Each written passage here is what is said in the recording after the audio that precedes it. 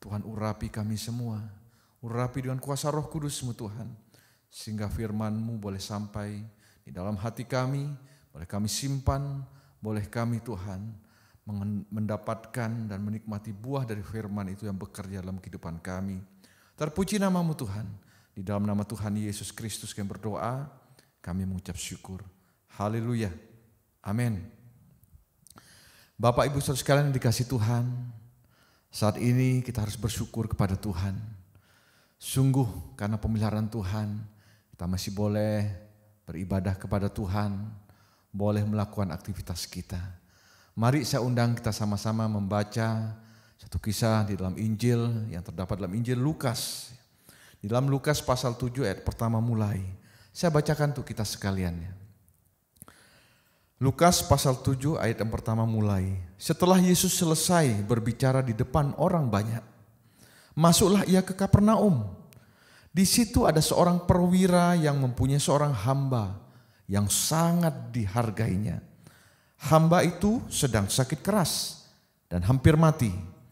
Ketika perwira itu mendengar tentang Yesus, ia meminta beberapa orang tua-tua Yahudi kepadanya untuk meminta supaya Yesus datang dan menyembuhkan hambanya.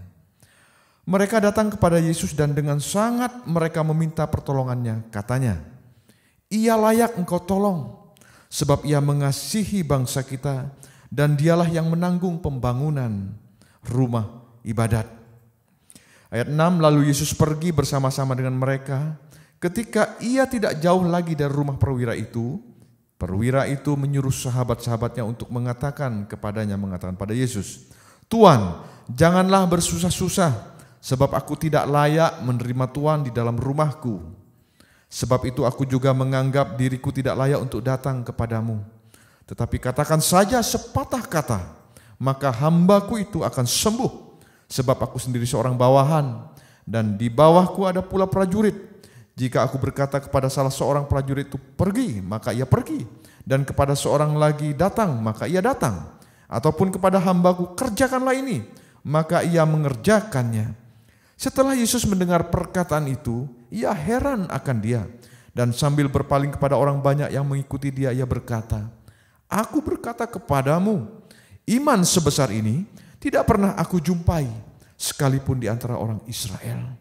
Dan setelah orang-orang yang disuruh itu kembali ke rumah, didapatinyalah hamba itu telah sehat kembali. Puji Tuhan, haleluya, sangat menarik. Jadi kalau kita baca di dalam ayat yang pertama, Yesus datang ke kota atau daerah yang bernama Kapernaum. Kapernaum ini adalah suatu daerah atau kota, ada yang menyebutnya kota yang letaknya ada di pinggir di sisi Danau Galilea. Puji Tuhan ya.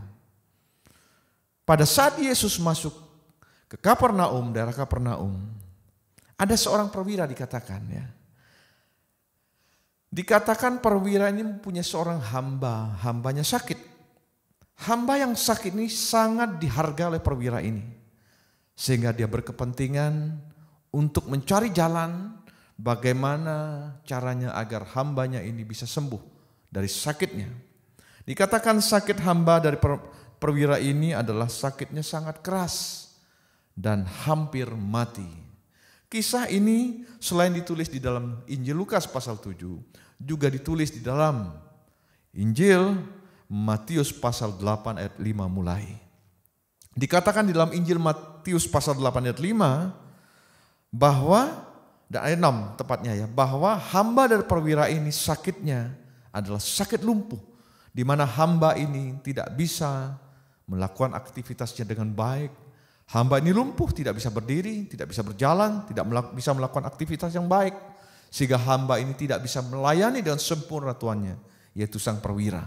Perwira ini adalah perwira Romawi, Bapak Ibu sekalian, di mana perwira ini ditugaskan di daerah Kapernaum.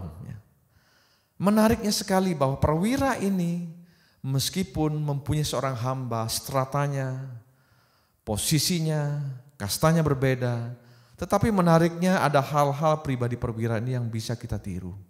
Perwira ini tidak menganggap remeh sang hamba, tetapi Injil mengatakan bahwa perwira ini sangat menghargai hambanya. Seorang perwira mempunyai posisi yang kuat, mempunyai power, mempunyai kekuasaan, kekuatan. Ya. Apa pedulinya dia dengan hambanya? Dia bisa cari hamba yang lain. Tetapi tidak kebetulan Injil mencatat tentang pribadi perwira. Perwira ini bukan seorang Yahudi, Bapak sekalian. Dia adalah seorang Romawi. Dia adalah perwira Romawi. Tapi bicara pribadi, hati, sikap ya, tidak menjamin seseorang itu keturunan siapa. Seseorang itu dari mana asalnya. Tetapi bicara pribadi adalah bicara orang itu sendiri. Dan kita bisa baca, kita bisa meneladani, mencontoh apa yang dilakukan oleh perwira ini. Meskipun dia bisa punya kuasa mencari hamba yang lain, tetapi dia menghargai hamba yang sakit ini. Dia ingat jasa dari hambanya ini yang sudah menolong, membantu dia. Di dalam pekerjaannya dia, di dalam kepribadiannya dia. Dia tahu hamba ini pernah membantu. Sehingga perwira ini sangat menghargai sang hamba. Oleh sebab itu pada saat dia mendengar, dikatakannya, ayat 3 dikatakan dari Lukas pasal 7. Ketika perwira itu mendengar tentang Yesus. Dia mendengar tentang Yesus ya. Ia menyuruh beberapa atau tepatnya meminta beberapa tua-tua Yahudi untuk datang kepada Yesus dan meminta supaya Yesus datang dan menyembuhkan hambanya. Puji Tuhan, begitu rupa usaha upaya yang dilakukan seorang perwira ini untuk menghargai hambanya yang sakit ini. Saya percaya Bapak sekalian ya, perwira ini punya kuasa, punya uang. Saya percaya dia sudah berusaha untuk mencari cara, mencari jalan agar hambanya bisa sembuh. Tentunya dia juga mengeluarkan biaya, dia mengeluarkan tenaga, dia siapkan waktu juga untuk berpikir, untuk menolong hambanya yang lumpuh ini. Sehingga hambanya itu boleh normal kembali. Dan saya percaya tidak sedikit mungkin biaya, tidak sedikit mungkin usaha yang dilakukan oleh perwira ini. Tetapi rupanya usaha, upaya yang dilakukan perwira ini menemui jalan buntu. Saya percaya perwira ini bisa mengeluarkan biaya untuk membiayai dan membayar seorang tabib atau siapapun yang sanggup menyembuhkan hambanya. Tetapi rupanya dia menemui jalan buntu. Tapi syukurnya, berita baiknya, sang perwira ini pernah telinganya mendengar tentang Yesus. Tentang apa yang diperbuat Yesus. Oleh sebab itu dia mencoba berikhtiar, berusaha menyampaikan kepada tua-tua Yahudi untuk meminta kepada Yesus. Agar Yesus sudi kiranya bermurah hati menyembuhkan hambanya yang sakit, yang hampir mati ini. Sangat menderita. Dan perwira itu sangat ikut merasakan apa yang dialami hambanya. Puji Tuhan, pendengaran perwira ini bahwa Yesus adalah seorang pribadi yang sanggup menyembuhkan sakit penyakit, rupanya ada terekam di dalam memorinya. Kenapa itu bisa terjadi? Kalau kita perhatikan di dalam ayat yang pertama, bahwa kejadian ini terjadi di daerah yang bernama Kapernaum, seperti yang saya katakan tadi Bapak sekalian. Ada apa dengan Kapernaum ini? Kita pelan-pelan, kita sama-sama membaca tentang Kapernaum. Apa yang terjadi di kota atau di daerah yang bernama Kapernaum ini. Saya ajak kita bersama-sama membaca di dalam Matius pasal 4 ayat 12 mulai. Saya bacakan. Matius pasal 4 ayat 12. Tetapi waktu Yesus mendengar bahwa Yohanes telah ditangkap, menyingkirlah ia Yesus ke Galilea.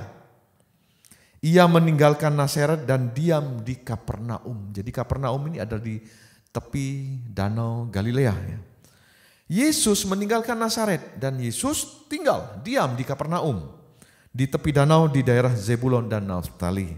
Supaya genaplah firman yang disampaikan oleh Nabi Yesaya, tanah Zebulon dan tanah Naftali jalan ke laut, daerah seberang sungai Yordan, Galilea, wilayah bangsa-bangsa lain. Bangsa yang diam di dalam kegelapan telah melihat terang yang besar. Dan bagi mereka yang diam di negeri yang dinaungi maut telah terbit terang. Ayat 17 perhatikan Bapak sekalian. Sejak waktu Yesus diam tinggal di Kapernaum. Sejak waktu itulah Yesus memberitakan Bertobatlah sebab kerajaan sorga sudah dekat. Yang pertama di Kapernaum, Yesus diam. Yesus tinggal. Di mana saat Yesus tinggal di Kapernaum, Yesus memulai menginjili orang-orang dengan mengatakan bahwa setiap orang harus bertobat. Bertobatlah sebab kerajaan sorga sudah dekat. Bertobat berarti berbalik dari tingkah langkah, perilaku hidup yang tidak berkenan kepada Tuhan, menjadi bertobat, berkenan, kembali berbalik kepada Tuhan. Berbuat sesuatu yang menyenangkan dan berkenan kepada Tuhan. Itu intisari daripada bertobat, Bapak sekalian. Dan Yesus katakan, bertobatlah sebab kerajaan Allah, kerajaan sorga sudah dekat. Terpuji nama Tuhan. Yesus tinggal diam dan Yesus menginjili. Menyadarkan orang-orang agar orang-orang bertobat kembali kepada Tuhan. Bukan berperilaku sesuai dengan apa yang menurut yang menyenangkan hatinya sendiri, tetapi berperilaku apa yang berkenan, apa yang menyenangkan hati Tuhan. Bertobatlah. Itu yang disampaikan Yesus di Kapernaum. Pertama Yesus menginjil. Berikutnya kita baca Bapak sekalian di dalam Markus pasal 1 ayat 21. Mereka tiba di Kapernaum setelah hari Sabat mulai. Yesus segera masuk ke dalam rumah ibadat dan mengajar. Yesus segera masuk ke dalam rumah ibadat dan mengajar. Rumah ibadat ini lokasinya ada di daerah Kapernaum. Saya ulangi, ini sangat menarik Bapak sekalian. Markus pasal 1 ayat 21, Markus pasal 1 ayat 21 ya. Mereka tiba di Kapernaum. Ini di Kapernaum sekali lagi ya. Setelah hari Sabat mulai, Yesus segera masuk ke dalam rumah ibadat dan mengajar. Ini contoh yang sangat baik dari Yesus kepada kita sekalian. Kalau kita datang ke rumah Tuhan, rumah ibadat, tempat mana kita mau beribadah kepada Tuhan. Tujuan kita datang ke rumah Tuhan untuk beribadah. Segera masuk. Tidak perlu berlambat-lambatan Bapak sekalian. Tujuan kita satu, datang ke gereja untuk bertemu Tuhan. Datang ke gereja untuk beribadah kepada Tuhan. Datang ke gereja untuk bersekutu, berfellowship. Kita bersama-sama memuji nama Tuhan. Kita bersama-sama menyembah Tuhan. Dikatakan Yesus memberi contoh. Yesus segera masuk ke dalam rumah ibadat dan Yesus mengajar dikatakan. Yang kedua adalah yang dilakukan Yesus di Kapernaum adalah selain menginjil, Yesus juga mengajar dan mengajar di dalam rumah ibadat. Terpuji nama Tuhan ya. Ayat 22. Mereka takjub mendengar pengajarannya. Di dalam rumah ibadat itu Yesus mengajar dan orang-orang yang mendengar tentang pengajaran disampaikan Yesus merasa takjub. Sebab dikatakan, sebab ia mengajar mereka sebagai orang yang berkuasa. Tidak seperti ahli-ahli Taurat. Kita harus mencontoh, meneladani Yesus Bapak sekalian. Bukan ahli-ahli Taurat, khususnya para pelayan Tuhan. Khususnya dipercayakan menyampaikan firman Tuhan. Mengajar dalam skala kecil. Kita mengajar di dalam keluarga kita masing-masing. Dipercayakan Tuhan juga bisa jadi mengajar di dalam rumah Tuhan. Dalam persekutuan-persekutuan. Mari cara mengajar kita. Kita mencontoh Yesus. Bukan mencontoh dari ahli-ahli Taurat. Ahli-ahli Taurat ini tahu luar dalam tentang firman Tuhan. Tentang Taurat. Tetapi dia miskin di dalam melakukan firman Tuhan itu. Beda dengan Yesus. Yesus tahu firman Tuhan karena Yesus adalah sang firman. Dia tahu tentang firman Tuhan. Bedanya adalah Yesus bukan hanya tahu, tetapi Yesus melakukan firman Tuhan. Kita bisa mencontoh, kita bisa memilih mana yang baik untuk kita contoh Bapak sekalian. Dan saya percaya kita semua percaya dan yakin dan punya keputusan yang sama bahwa kita sama-sama mencontoh cara Yesus mengajar. Bukan cara-cara ahli Taurat mengajar. Mereka hanya tahu, tetapi miskin praktek. Tapi Yesus, dia praktek sampai dia berikan segalanya untuk kita. Dia genapi semua firman. Dia genapi semuanya meskipun dia harus tanggung di kayu salib Bapak sekalian. Sampai dia katakan sudah selesai. Dia lakukan sampai pada akhirnya. Dia mulai dengan baik, dia akhiri dengan sangat baik. Semua Yesus lakukan untuk kita. Mari kita mencontoh Yesus Bapak sekalian. Itu yang kedua Bapak sekalian. Kita baca juga Yohanes pasal 6 ayat 58. Inilah roti yang telah turun dari sorga, bukan roti seperti yang dimakan nenek moyangmu. Dan mereka telah mati. Barang siapa makan roti ini, ia akan hidup selama-lamanya. Itu yang dikatakan Yesus, 59. Semuanya ini dikatakan Yesus di Kapernaum ketika ia mengajar di rumah ibadat. Yesus mengajar di rumah ibadat yang terletak di Kapernaum. Yang pertama Yesus menginjil. Yesus diam, Yesus menginjil. Yang kedua adalah Yesus mengajar. Baik menginjil maupun mengajar tentunya didengar Bapak sekalian. Banyak orang mendengar penginjilan Yesus yang mengatakan bertobatlah kerajaan sorga sudah dekat. Banyak juga orang yang datang ke rumah ibadat mendengar pengajaran yang disampaikan Yesus. Penginjilan, pengajaran sama-sama penting Bapak sekalian. Sama-sama Alkitabiah, sama-sama dilakukan, dipraktikkan Yesus. Berikutnya apa yang terjadi di Kapernaum Bapak sekalian? Kita akan baca di dalam Matius pasal 11 ayat 23.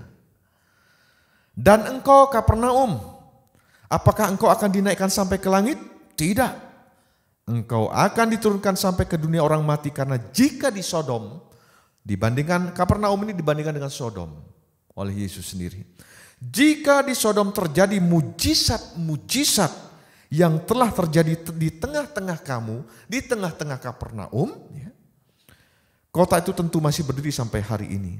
Dengan lain kata bahwa Tuhan mengatakan, banyak sudah yang Tuhan perbuat, mujizat-mujizat yang sudah Tuhan perbuat. Bukan hanya satu mujizat, dua mujizat, tetapi banyak mujizat. Mujizat-mujizat Tuhan lakukan di tengah-tengah Kapernaum. Puji Tuhan. Yang pertama Yesus lakukan penginjilan agar semua orang bertobat dari tingkah langkah yang tidak baik menjadi pribadi yang melakukan perbuatan yang berkenan kepada Tuhan. Yang kedua Yesus mengajar. Apa artinya mengajar Bapak sekalian? Mengajar, memberitahu sesuatu yang benar Bapak sekalian. Berarti orang tidak tahu sebelumnya, dia ajari. Yesus ajari bagaimana melakukan firman Tuhan yang benar. Bagaimana mendengar yang baik. Bagaimana berperilaku hidup. Bagaimana arti firman itu sesungguhnya. Yesus ajar itu. Kita perlu penginjilan Bapak sekalian. Kita juga perlu, jangan lupa, kita perlu pengajaran. Dan Yesus lengkapi dengan mujizat-mujizat yang terjadi di tengah-tengah Kapernaum.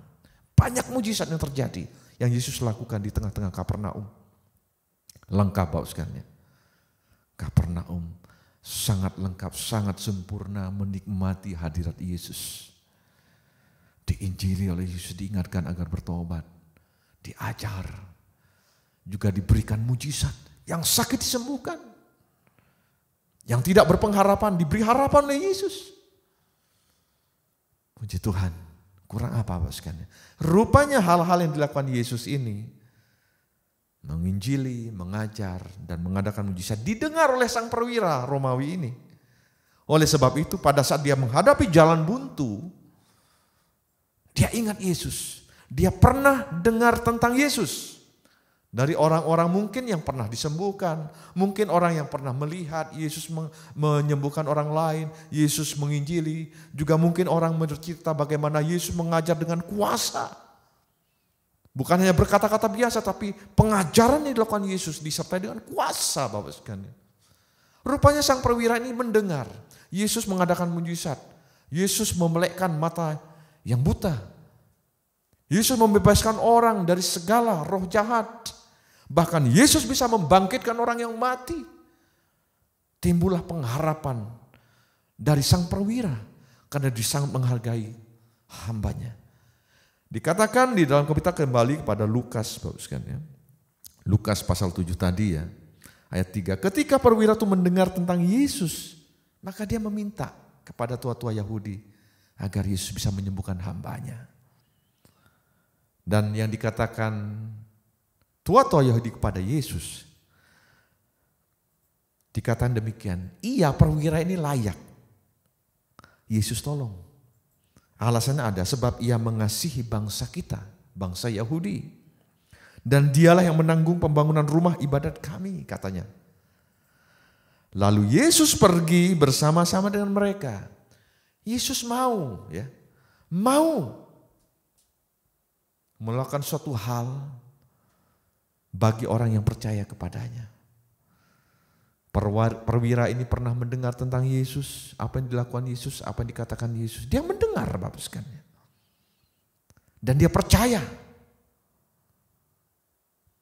Siapapun pribadi Bapak sekalian, Tuhan tidak mau ada sekat.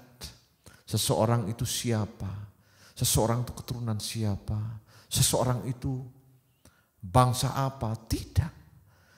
Perwira ini adalah bangsa Romawi Bapak sekalian. Bukan bangsa Yahudi, bukan bangsanya Yesus. Secara manusia maksud saya. Tetapi dikatakan di ayat 6, Yesus pergi bersama mereka. Maksudnya pergi adalah di sini. Dia mau menyembuhkan hamba dari sang perwira ini. Puji Tuhan. Dan yang menarik lagi dalam kisah Injil ini Bapak sekalian, tentang sang perwira ini. Dia bukan hanya mendengar dan percaya, tetapi tingkat kepercayaan dia, imannya dia sungguh mencengangkan kita semua Bapak sekalian. Dan ini juga diakui oleh Yesus. Kita baca pelan-pelan Bapak sekalian. Pada saat Yesus itu pergi dan mau dekat rumah perwira ini, sang perwira itu mengatakan pada orang-orang untuk menyampaikan pada Yesus, enggak usah susah-susah Tuhan, katanya. Tuhan jangan susah-susah datang ke rumahku, katanya. Karena aku menganggap tidak layak, kata sang perwira ya. Dan yang sangat menarik ya, ayat 7, perhatikan Bapak sekalian. Sebab itu aku juga menganggap diriku tidak layak untuk datang kepadamu. Makanya dia minta kepada tua-tua Yahudi menyampaikan, dia merasa tidak layak. Dan dia juga merasa tidak layak Yesus datang ke rumahnya. Ya. Tetapi dia katakan oleh sang perwira, katakan saja sepatah kata. Cukup sepatah kata, katakan. Sepatah kata yang diucapkan oleh Yesus sangat berharga dan sangat berarti bagi sang perwira. Dan dia percaya cukup dengan sepatah kata dari Yesus saja, maka hambanya pasti sembuh. Inilah tingkat kepercayaan dari sang perwira kepada Yesus. Katakan saja sepatah kata, maka hambaku itu akan sembuh. Puji Tuhan. Puji Tuhan. Lalu apa yang dikatakan Yesus ya? Setelah Yesus mendengar perkataan itu ayat 9 ya, Lukas pasal 7. Ia heran akan sang perwira. Yesus heran Bapak sekalian. Tapi dalam konotasi heran yang positif, yang baik ya. Dan sambil berpaling kepada orang banyak yang mengikuti dia, termasuk orang-orang Yahudi, tua-tua Yahudi itu, Yesus berkata, aku berkata kepadamu, iman sebesar ini tidak pernah aku jumpai sekalipun di antara orang Israel. Iman sebesar ini aku tidak jumpai. Maksudnya iman besar itu adalah bukan masalah ukuran besar, bukan. Tetapi value, nilai dari imannya itu loh. Kepercayaannya itu adalah besar di hadapan Yesus ya. Dan Yesus akui bahwa iman sebesar ini, iman sebesar yang dilakukan, yang diyakini oleh sang perwira, dia tidak temui di antara orang Yahudi, orang Israel. Ini adalah pelajaran dan juga tamparan bagi orang-orang Yahudi saat itu, Bapak sekalian. Justru seorang perwira Romawi mempunyai iman yang di hadapan Yesus sangat besar. Sebesar itu dia tidak temui. Maksudnya dalam arti kualitas iman itu. Nilai iman itu bukan besarnya dari ukuran, tidak. Karena iman itu adalah dasar dari segala sesuatu yang tidak kita lihat. Dan sang perwira imannya diakui oleh Yesus. Puji Tuhan Bapak sekalian. Iman beda dengan sugesti Bapak sekalian. Kalau sugesti itu adalah menggiring pikiran kita, perasaan kita untuk meyakini sesuatu hal. Kalau iman, kita mempercayakan kepada Tuhan, itu bedanya. Iman beda dengan sugesti. Di dalam iman terletak ketergantungan kita kepada Tuhan. Di dalam iman ada unsur kita hanya bergantung sepenuhnya kepada Tuhan. Bukan hanya perasaan kita, bukan hanya pikiran kita. Tapi segala sesuatunya kita benar-benar bergantung dan percaya kepada Tuhan. Satu-satunya. Pada saat kita beriman kepada Tuhan, kita memposisikan, kita merendah di hadapan Tuhan. Pada saat kita beriman kepada Tuhan, kita mempercayakan segala sesuatunya bahwa Tuhan pasti memberikan yang terbaik bagi kita. Inilah yang dilakukan oleh sang perwira Romawi ini, Bapak sekalian. Imannya sangat dihargai oleh Yesus sendiri. Iman seperti ini tidak aku jumpai. Dia katakan, cukup katakan sepatah kata. Puji Tuhan, Bapak sekalian, sangat menarik ini ya. Hanya dikatakan sepatah kata. Dia sudah yakin bahwa hambanya pasti sembuh. Dan memang benar Bapak sekalian. Yesus katakan terjadilah sesuai dengan imanmu. Puji Tuhan ya. Ayat 13 di dalam Matius pasal 8, kisah yang sama ya. Tentang perwira, tentang hamba perwira yang sakit ini. Dan tentang iman perwira ditulis dalam dua Injil Bapak sekalian, yaitu Injil Lukas pasal 7 dan juga Injil Matius pasal 8. Di dalam Injil Matius pasal 8 ayat 13 dikatakan, lalu Yesus berkata kepada perwira itu, pulanglah dan jadilah kepadamu, jadilah. Iman dari perwira itu, Yesus katakan, jadilah kepadamu seperti yang engkau percaya. Jadilah kepadamu seperti yang engkau imani, kata Yesus. Dan memang kenyataannya benar, maka pada saat itu juga sembuhlah hambanya.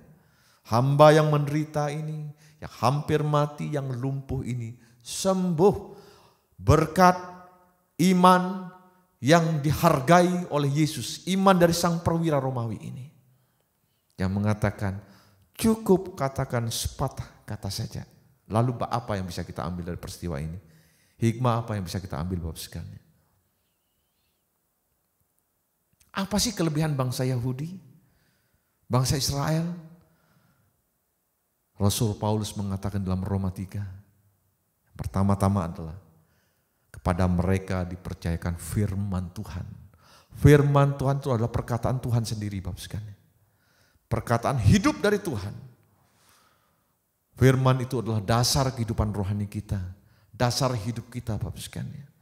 Kepada orang Israel, pada bangsa Yahudi dipercayakan pertama-tama adalah firman. Sebenarnya banyak dalam segala hal dikatakan. Pada mereka lah pertama-tama dipercayakan firman Tuhan. Kita baca Roma pasal 3 Bapak sekalian ya. Roma pasal 3. Maaf.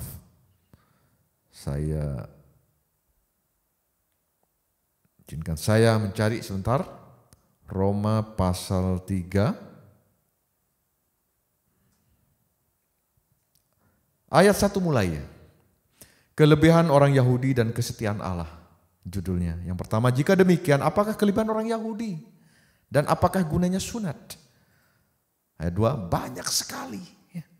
Dan di dalam segala hal, itu kelebihannya. Pertama-tama kelebihannya adalah, sebab kepada merekalah dipercayakan firman Allah. Kepada merekalah dipercayakan perkataan Allah, firman Allah. Jadi bicara firman Tuhan, firman Allah, itu adalah berbicara kepercayaan Tuhan pada kita. Kalau kita bisa membaca, bisa mendengar firman Tuhan, dipercayakan oleh Tuhan kepada kita agar kita bisa mendengar. Ingat Bapak sekalian, itu adalah kepercayaan Tuhan kepada kita. Berarti Tuhan mempercayakan itu kepada kita. Sehingga firman itu bisa tumbuh, bisa berbuah, firman itu bisa dimengerti. Haleluya, puji Tuhan. Firman Tuhan itu adalah kepercayaan Tuhan kepada kita, Bapak sekalian. Dan sang perwira ini tahu, pada saat dia mendengar tentang firman Tuhan, apa yang dikatakan Yesus, dia cukup mengatakan, Tuhan cukup katakan sepatah kata saja, maka hambaku pasti sembuh. Dengan bermodalkan sepatah kata. Bagaimana dengan kita, Bapak sekalian? Kita dipercayakan bukan hanya sepatah kata, ratusan kata, ribuan kata firman Tuhan. Banyak kuasa yang ada dalam firman Tuhan. Yang sudah kita baca, sudah kita dengar. Firman Tuhan itu ada kuasa, Bapak sekalian. Kepada kita dipercayakan bukan hanya sepatah kata. Banyak firman Tuhan yang bisa kita imani, Bapak sekalian. Di tengah-tengah kondisi carut marutnya dunia saat ini. Ketakutan, kekhawatiran merajalela. Firman Tuhan katakan jangan khawatir, jangan takut. Firman Tuhan katakan aku akan pelihara engkau. Firman Tuhan katakan aku akan menyembuhkan engkau. Firman Tuhan katakan aku akan melindungi engkau. Firman Tuhan katakan aku akan berperang ganti engkau. Banyak firman Tuhan yang bisa kita imani, Bapak sekalian. Kalau sang perwira Romawi ini hanya cukup satu patah kata saja, sepatah kata saja menjadi modal bagi dia untuk hambanya bisa sembuh. Bagaimana dengan kita yang dipercayakan firman Tuhan, Bapak sekalian? Bagaimana firman Tuhan kuasanya itu bisa dikalahkan oleh kekhawatiran kita, ketakutan kita. Oleh kedagingan kita. Menghadapi hidup saat ini, bahkan saat mendatang. Saya undang Bapak sekalian melalui pemberitaan renungan, sapaan rohani minggu ini. Saya undang, mari kembalikan iman percaya kita kepada Tuhan. Kembalikan rasa percaya kita kepada Tuhan. Sehingga sang firman itu yang sudah berfirman untuk kita merasa bersuka cita. Menilai kita pribadi-pribadi yang mempunyai iman yang di pemandangan Tuhan bernilai besar di hadapan Tuhan. Diakui oleh Tuhan. Saya percaya di dalam kesempatan ini kita sama-sama mari kembali kepada Tuhan. Jangan sampai menjadi pribadi seperti orang Kapernaum. Sudah diinjili Tuhan, sudah diajari Tuhan, sudah mendapatkan banyak mujizat. Tetapi tidak bertobat. Bahkan Sodom, dibandingkan dengan Sodom, Sodom masih nilainya di atas Kapernaum di hadapan Yesus. Kita jangan sampai menjadi seperti orang di Kapernaum, Bapak sekalian. Tapi kita akan sama-sama sadar. Kita akan kembalikan iman itu bergelora, Bapak sekalian. Jangan sampai mati iman kita. Menghadapi keadaan saat ini. Mari Bapak sekalian. Kembali imani setiap perkataan Yesus. Kalau perwira Romawi ini mengatakan cukup satu patah kata, sepatah kata. Kita dipercayakan banyak firman Tuhan. Bukan hanya sepatah kata. Sepatah kata aja. Sepatah kata saja akibatnya sudah luar biasa. Apalagi banyak semua firman Tuhan bisa kita imani. Terpuji nama Tuhan. Sebagai ayat penutup saya akan bacakan untuk saudara sekalian. Di dalam 1 Petrus pasal 4 ayat yang ke-7. 1 Petrus pasal 4 ayat yang ke-7. Judulnya adalah hidup orang Kristen. Hidup saya, hidup Bapak Ibu saudara sekalian, hidup kita sekalian. 1 Petrus pasal 4 ayat 7 mulai. Kesudahan segala sesuatu sudah dekat. Kita berada di penghujung akhir zaman. Kesudahan segala sesuatu sudah dekat. Karena itu, karena kesudahannya sudah dekat. Karena itu kuasailah dirimu. Kita harus menguasai diri kita. Sangat gampang mungkin. Kita bisa mungkin menguasai orang lain. Tapi belum tentu kita sanggup menguasai diri sendiri, Bapak sekalian. Karena itu kuasailah dirimu sendiri dan jadilah tenang. Tenang, jangan panik, Bapak sekalian. Kita punya alasan untuk tidak panik. Karena kita percaya kepada Tuhan. Kuasailah dirimu dan jadilah tenang. Kenapa? Supaya kamu dapat berdoa. Supaya hubungan kita dengan Tuhan tidak terganggu. Supaya fellowship kita, keintiman kita dengan Tuhan tetap berlangsung dengan baik. Itu maksudnya. Oleh sebab itu kita harus menguasai diri kita sendiri. Masing-masing. Kita harus tenang. Sehingga kita tetap selalu berhubungan intim dengan Tuhan melalui doa-doa kita, penyembahan kita, pujian kita pada Tuhan. 8, tetapi yang terutama adalah kasihilah sungguh-sungguh seorang akan yang lain. Ya, kalau kita panik, kita hanya memikirkan diri sendiri. Kita tidak bisa memikirkan orang lain, Bapak sekalian. Sebab kasih menutupi banyak sekali dosa. Berilah tumpangan seorang akan yang lain dengan tidak bersungut-sungut, dengan rela sukacita, Bapak sekalian. Layanilah seorang yang akan yang lain sesuai dengan karunia yang telah diperoleh dari tiap-tiap orang sebagai pengurus yang baik dari kasih karunia Allah. Saling melayani di antara kita.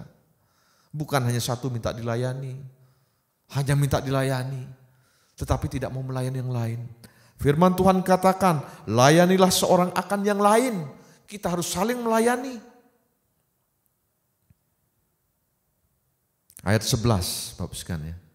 Jika ada orang yang berbicara, jika ada orang yang berkata-kata, baiklah ia berbicara, berkata-kata sebagai orang yang menyampaikan firman Allah. Maksudnya adalah dalam Injil terjemahan yang lain. Apa yang kita katakan selaras dengan firman Tuhan, bukan dari diri sendiri. Bukan dari ego, kedagingan kita. Tapi apa yang kita katakan itu tidak boleh menyimpang dari firman Tuhan. Firman Tuhan yang kita dengar, kita sampaikan pada orang lain. Sesuai dengan apa yang sudah Tuhan percayakan pada kita. Kalau seseorang ingin berbicara berkata-kata, tetapi berbicaralah seperti orang yang menyampaikan firman Tuhan. Kenapa? Karena Tuhan mempercayakan kepada kita firman Tuhan. Ingat Bapak Ibu sekalian ya, kita adalah Israel rohani. Kita adalah bangsa yang dicangkokkan. Sehingga kita masuk di dalam keluarga. Keluarga dari Tuhan sendiri. Kita dipercayakan firman. Oleh sebab itu, kalau kita dipercayakan firman Tuhan, kalau kita berkata-kata berbicara, tentunya firman Tuhan yang kita dengar, firman Tuhan yang kita baca, itulah menjadi hidup kita. Itulah yang terjadi dalam hidup kita. Itulah yang kita katakan. Terpuji nama Tuhan. Bangkitkan iman kita. Karena di dalam apa? Setiap perkataan kita tentang firman Tuhan, di dalamnya ada kuasa, Bapak sekalian. Ada kuasa, hati-hati dengan apa yang kita katakan, Bapak sekalian. Hidup orang Kristen dikatakan 1 Petrus tadi ya. Hendaklah kita memperkatakan firman Tuhan. Kata-kata yang baik, yang berkuasa. Itu akan menjadi berkat, bukan hanya bagi kita yang memperkatakan. Tetapi lawan bicara kita, orang lain yang mendengarkan kita. Mendapatkan berkat. Juga mengalami kuasa dari firman Tuhan yang kita sampaikan. Tidak mungkin kita memperkatakan firman Tuhan kalau hidup kita tidak mempraktekkan firman Tuhan. Kalau hidup kita tidak penuh dengan firman Tuhan. Bangkitkan iman kita. Kalau sepatah kata saja bisa merubah segala sesuatu yang mustahil menjadi tidak mustahil. Bagaimana dengan banyak kata, banyak kalimat yang sudah kita dengar, kita baca. Akan berluar biasa dampaknya itu. Kita imani Bapak sekalian. Terpuji nama Tuhan. Segala kepujian, hormat, syukur hanya bagi Tuhan Yesus Kristus. Mari sama-sama kita berdoa, kita tundukkan kepala. Bapa yang baik, Tuhan Yesus Kristus, Sang Firman, hamba mengucap syukur atas segala sesuatu yang sudah kami baca, kami dengar bersama. Terima kasih untuk firman-Mu Tuhan. Terima kasih atas kepercayaan Tuhan bagi kami. Untuk kami boleh mendengarkan bahkan menyimpan firman-Mu. Engkau memberikan firman-Mu bagi kami semua. Itu berarti Engkau mempercayakan bagi kami Tuhan. Terima kasih banyak Tuhan. Dan kami percaya Tuhan ada kuasa dalam setiap firman Tuhan. Firman Tuhan yang kami simpan bisa kami perkatakan Tuhan dengan iman kami. Tuhan, kami percaya dengan sungguh Tuhan. Bukan hanya sepatah kata Tuhan, tapi setiap firman-Mu yang kami dengar, yang kami baca, yang kami alami Tuhan. Boleh Tuhan kami iman dengan baik Tuhan. Dengan benar, dengan sungguh Tuhan. Karena firman-Mu itulah Tuhan yang sanggup merubah segala sesuatu yang mustahil menjadi tidak mustahil. Segala sesuatu yang diciptakan oleh firman-Mu Tuhan. Dan kami percaya Tuhan. Segala permasalahan, segala hal yang mengganggu hidup kami, segala sakit penyakit, segala kesukaran, segala permasalahan, segala ketakutan, segala kekhawatiran, kami percaya Tuhan, sesuai dengan firman-Mu Tuhan, bahwa Engkau sanggup menyelesaikan bagi kami. Engkau sanggup Tuhan menyelesaikan bagi kami yang percaya kepada Tuhan. Kami percaya Tuhan. Dengan perkataan iman ini Tuhan, kami percaya banyak hal-hal yang akan terjadi Tuhan di luar pemikiran kami. Di luar apa yang bisa kami bayangkan Tuhan. Terpuji nama-Mu Tuhan. Berkuasalah Tuhan melalui firman-Mu dalam hidup kami. Kami mau Tuhan percaya sepenuhnya pada firman-Mu. Terpuji nama-Mu Tuhan. Segala kepujian, hormat, syukur hanya bagi Tuhan Yesus Kristus. Engkau memberkati kami semua. Engkau memberkati jemaat-Mu Tuhan. Engkau memberkati setiap pribadi yang mengikuti ibadah online ini Tuhan. Engkau memberkati Tuhan Yesus. Dengan berkat dari Bapa, Putra dan Roh Kudus. Terpuji nama-Mu. Terima kasih banyak Tuhan Yesus. Engkau memberkati juga Tuhan petugas multimedia yang sudah menjalankan tugas dengan baik Tuhan Yesus. Yang mau berjerih lelah Tuhan. Untuk acara ini boleh berlangsung dengan baik. Engkau memberkati Tuhan Yesus. Pekerjaannya, sekolahnya, keluarganya. Dan Engkau juga memberkati kami semua. Di dalam nama Tuhan Yesus Kristus kami berdoa, memohon dan kami mengucap syukur. Haleluya. Amin. Puji Tuhan Bapak Ibu sekalian. Sampai bertemu lagi di dalam sapaan rohani yang akan datang. Tuhan Yesus Kristus memberkati. Haleluya. Amin.